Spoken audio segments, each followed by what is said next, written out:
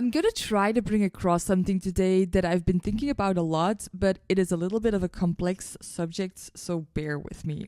I was listening to a debate between Gary Stevenson and Daniel Priestley on the podcast Diary of a CEO, which was basically about the increasing economic inequality in the UK.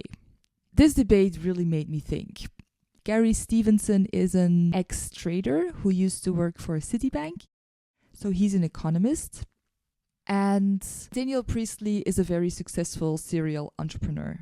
So they were talking about the case of the UK. There is a massive exodus of wealthy people from the UK because, the tax load is just very high. Gary Stevenson was arguing that during COVID, there has been a massive wealth transfer that basically wiped the middle class out and, made the rich even richer and the poor poorer, which is true. I'm not going to go into the mechanism on how this happened. For that, I suggest that you check out his YouTube channel. It's quite interesting. His idea was that in order to lower inequality, a transfer from rich to poor was necessary. So that was his view, Gary Stevenson's view.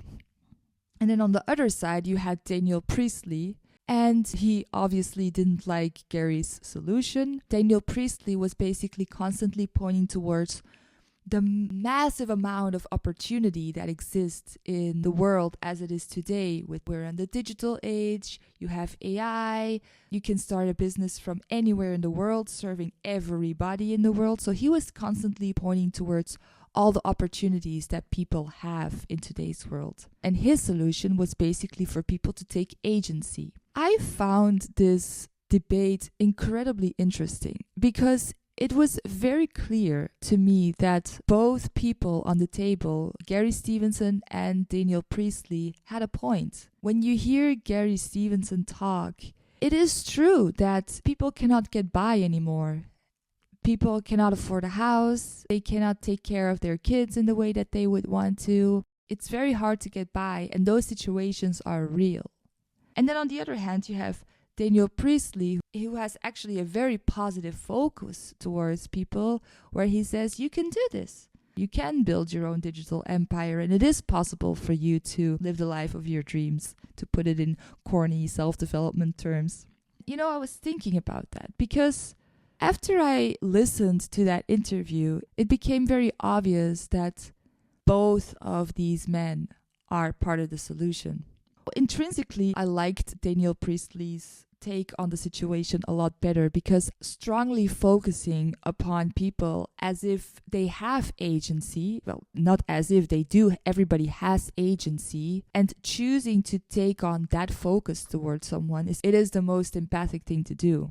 But I think the problem that exists here in the West specifically is that there is this massive gaslight around the means that people have access to. Because we are made to believe that we live in the most affluent part of the world. We have a government that is taking care of us. There's good infrastructure. We have access to all the goods and services that we want. So there is this idea that people who are born here in the West are lucky to be born here.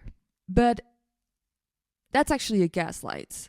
Because when, for example, people do not have access to housing anymore, if you look at your supermarket bill, it activates a lot of distress. And the thing is, the West, there is a lot of infrastructure. It is very developed. But what has happened in the last couple of years is that the basic survival needs have become more and more difficult to fulfill for a lot of people. And when the basic survival needs become more and more difficult to fulfill, while you are living in this part of the world that looks as if it's the richest, people are constantly getting the message that they shouldn't be complaining. That introduces a lot of cognitive dissonance within people, and that makes it impossible for them to actually deal or face the powerlessness that does exist within a lot of people when it comes to a home, food, being able to take care of their children. And so it's this dissonance between the messages that we've always been getting about how lucky we are that we're born here, that we can live here, but at the same time, you cannot buy your own house. So basically, I think the problem is that a lot of normal, ordinary people are feeling very powerless when it comes to getting ahead in life or even getting by in life. But that powerlessness is masked by a massive gaslight that is being put over the population when it comes to their economical well-being. It's this constant gaslight of being told that you live in the richest part of the world while you don't feel safety over having a place to live, feeding yourself, feeding your children. I think that gaslight is driving people completely nuts. And to get out of that situation of being gaslit and feeling powerless at the same time, what first needs to happen is that ordinary people have to see the reality that they are in.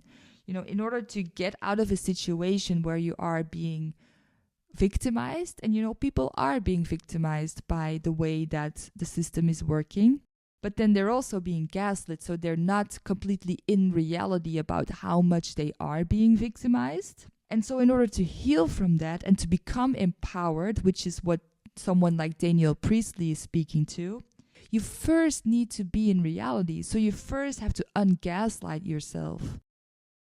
And I believe that that is what Gary Stevenson speaks to. He validates people in their experience, which is super important in order to then take the step towards agency and self-empowerment. Without being in reality, you cannot take that step towards empowerment. You cannot take that step towards personal agency. Being in reality is your axis of power. Otherwise, you're working with thin air. You're working with an illusion. You're working with a fantasy, and you keep on holding yourself in self-play. And so I thought that those two perspectives were so valuable. But Gary Stevenson validates people's experience, which is a step towards empowerment. It is a necessary step towards empowerment. That validation that he provides people is super important. And then from being in reality and seeing how much it sucks, you can then, from that muddy situation, start to take actions towards becoming an empowered human being. So yeah, I would actually like to merge Gary Stevenson and Daniel Priestley into one human being, and that would then be the Messiah. Yeah, that would be great. And this particular issues you can see in so many ways when talking about societal problems. There's always one party in the debate that is pointing out the real issues that people are experiencing, but then they never take the step towards self-empowerment.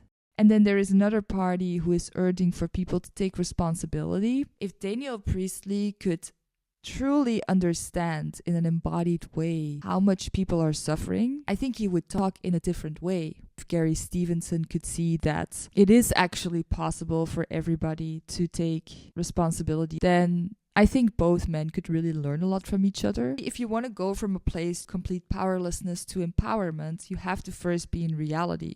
And the problem with Gary Stevenson is that he puts people in reality, which is why he has such a massive following. But then the solutions that he's proposing is actually not focusing upon people in a way that they could empower themselves. It's like this belief that they are able to figure it out, which is actually, well, it's a little bit the devouring mother archetype. He only does one part of the job, and then the other part of the job is what Daniel Priestley says. It's good to make people realize how they are being victimized, but at the same time, if you simultaneously also not focus upon them as if they could change their situation, I think you can create a very, very dangerous situation, because people are gaslit right now. But people who are gaslit and are then being put in reality and then simultaneously being set up against the perpetrator, the rich, quote unquote, it's a super political strategy. I don't think he's aware that he's doing that. But what else did I want to say? Yeah, so people who are gaslit are out of their minds, distressed. So if you put them in reality, they're going to be angry, because anger on a vibrational level is actually part of their healing process.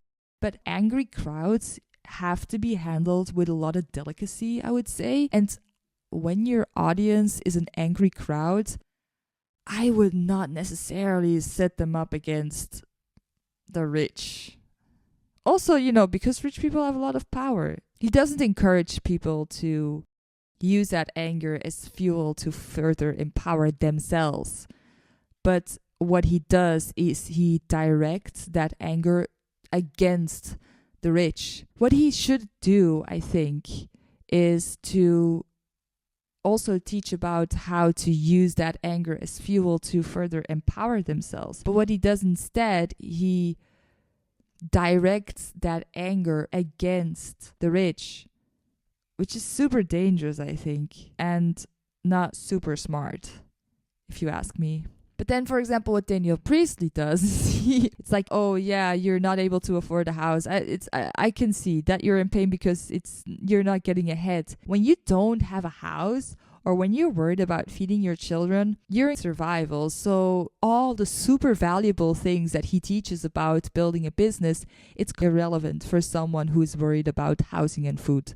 It just doesn't matter because you're in a completely different state of being emotionally. You're in complete survival mode. It's very hard to create something, to build something out of survival mode. I think the problem on a societal level is that when you're talking to groups of people, there's a hive mind that is being formed in the audience. And a hive mind doesn't have agency. That hive mind is angry, is in a reactionary state of being. And because people are moving out of powerlessness to anger, the tendency to stick to the group, being in an angry state, will be bigger because, you just got out of powerlessness through seeing the truth, and then you find all these other people who are also having the same experience, and together you are stronger. So there is, in that point in the healing journey towards empowerment, that point of being angry, there is a very big tendency to stick to the group because you've just gotten out of this powerlessness, and it's also having the company of other people that makes you feel validated, that makes you feel more empowered. So when you then have an angry hive mind, when everybody in that group then starts to take personal responsibility, the group scatters. So you have to actually be in a state where you already have moved through the anger, have found validation with other people, and then you can go take personal responsibility over your life. But what happens instead is that people stay stuck in that state of anger because it's not fair what's happening to them. But people stay stuck in that state of anger, and having an angry hive mind is going to naturally want to find an antagonist. And that's the problem, I think, with what Gary Stevenson does, and also with what a lot of politicians do with, for example, immigration. It's like, here, if you want an okay, angry hive mind, you want an antagonist? There's the antagonist. And then the hive mind goes like, and then the antagonist goes like, and that's how you get like this war consciousness. The trick is actually that people move through the realization how they have been victimized, and they move through their anger, and it's okay to find validation with other people on that anger. You can move through your anger. It's good to have allies. But then eventually, I think every individual has to make a choice. Do I want to be part of the angry hive mind? Or do I want to own my anger? And this is something that humans are very bad at, because from the moment we are a toddler, we are being told that being angry is bad and you're being punished for being angry, while being angry is super important. When you're dealing with an angry crowd, or when you are going through this phase of anger, coming out of powerlessness, it's like getting into a relationship with that anger is super powerful, and owning it and listening to it, what it has to say, because it's often about boundaries, what you will and will not tolerate, how others are treating you and how you are treating yourself. Because in the end, when you stay part of a angry hive mind, yes, you can identify how others have victimized you in the past.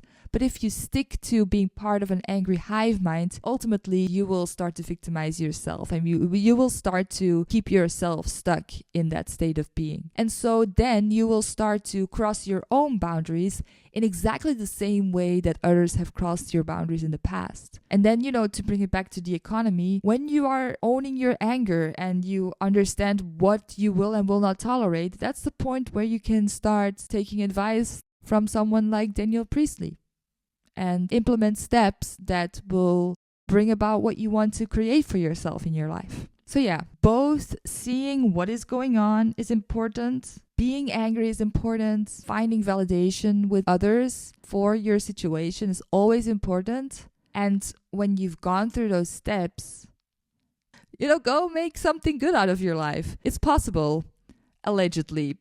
So these were my thoughts on this societal debate of the growing inequality within the Western world. I hope this was insightful and helpful. And if you have insights or suggestions, you can always drop me an email. If you like this video, please hit the thumbs up and subscribe to my channel. And I'll see you in the next one. Bye bye.